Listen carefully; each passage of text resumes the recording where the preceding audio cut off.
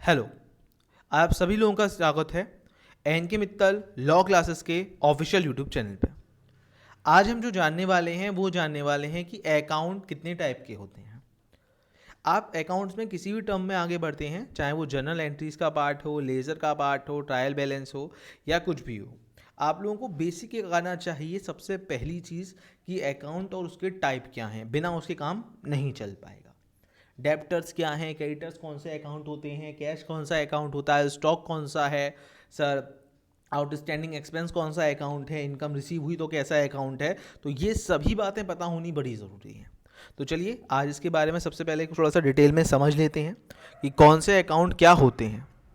तो अगर मैं बात कर रहा हूँ नॉर्मल अकाउंट पे, तो नॉर्मल अकाउंट को आपके दो पार्ट में बांटा गया है, जिनका नाम होता है, एक तो होता है पर्सनल आपका अकाउंट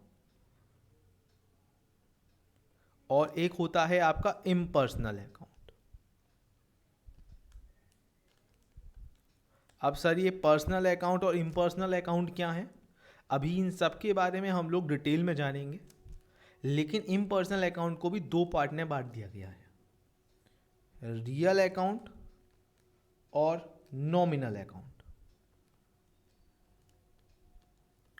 इसके अलावा रियल को भी दो पार्ट में बांटा गया है। यहाँ पे रियल के जो दो पार्ट बनते हैं वो बनते हैं टांजिबल एसेट्स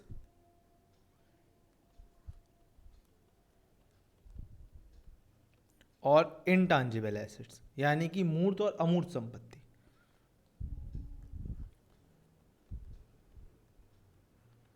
साथ में नॉमिनल के भी दो पार्ट बनेंगे, इनकम और एक्सपेंस।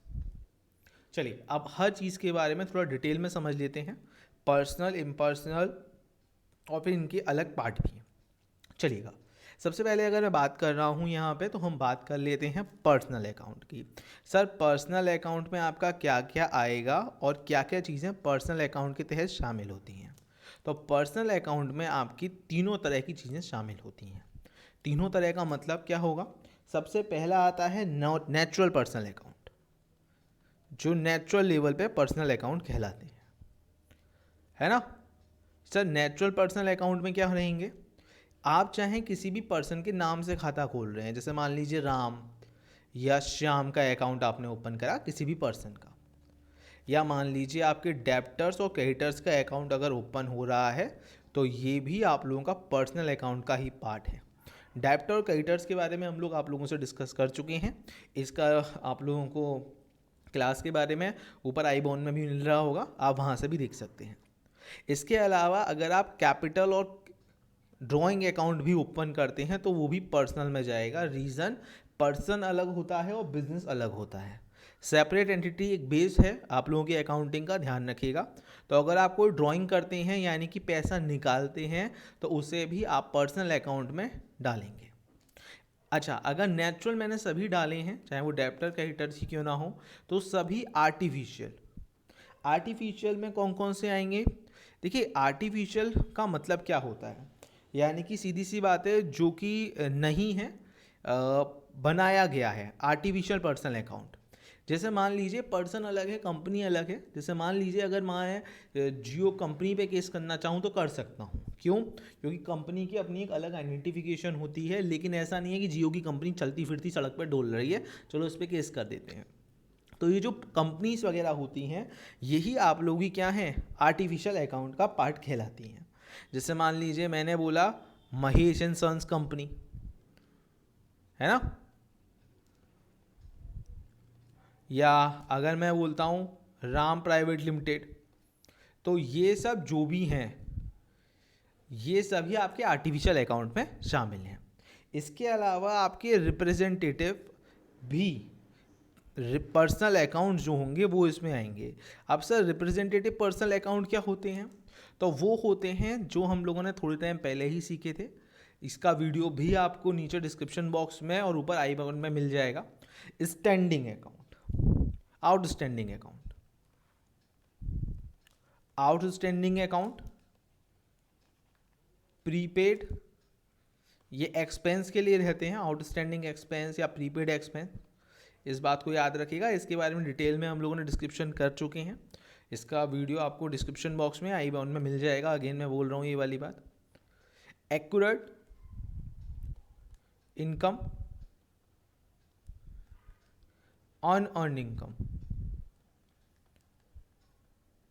ये सभी अकाउंट भी आप लोगों के पर्सनल अकाउंट में ही शामिल होते हैं। इस बात को आप लोगों को ध्यान रखना है।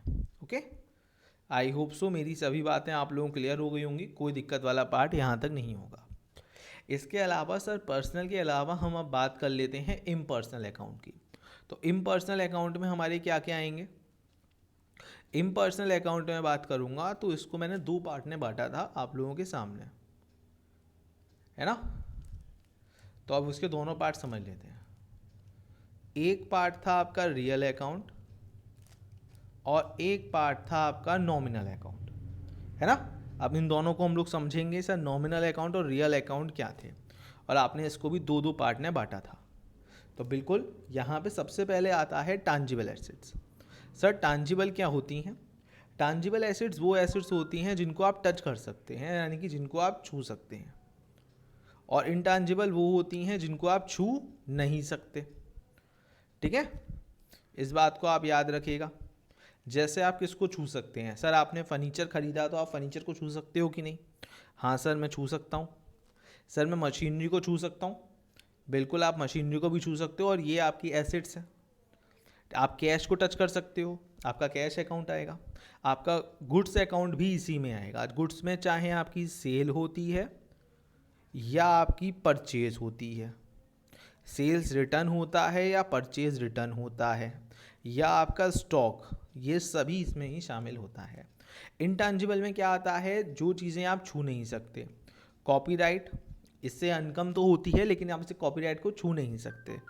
पेटेंट या फिर गुडविल। ओके, अच्छा नॉमिनल अकाउंट में क्या आएगा? नॉमिनल में अगर मैं बात करूंगा तो इसमें इनकम और एक्सपेंस का पार्ट बनता है, इस बात को याद रखिएगा। एक होती है इनकम और एक होता है एक्सपेंस, बस इतनी सी कहानी यहाँ पे रहेगी। इनकम जैसे आपको मान लीजिए रेंट रिसीव हुआ, ठीक है, आपको डिस्काउंट रिसीव हुआ, आपको इंटरेस्ट रिसीव हुआ, आपको कमीशन रिसीव हुआ।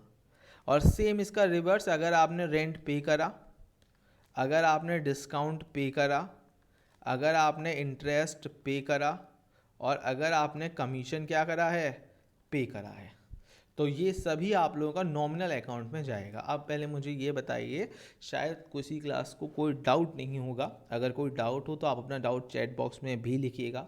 लेकिन आई होप आप लोगों को यहाँ पे आज अकाउंट्स की प्रॉपर्टी कंप्लीट हो गई होगी। ठीक है, यहाँ पे हम लोग एक बार और देख लेते हैं। अकाउंट के दो पार्ट थे, पर्सनल और इम्पर्सनल।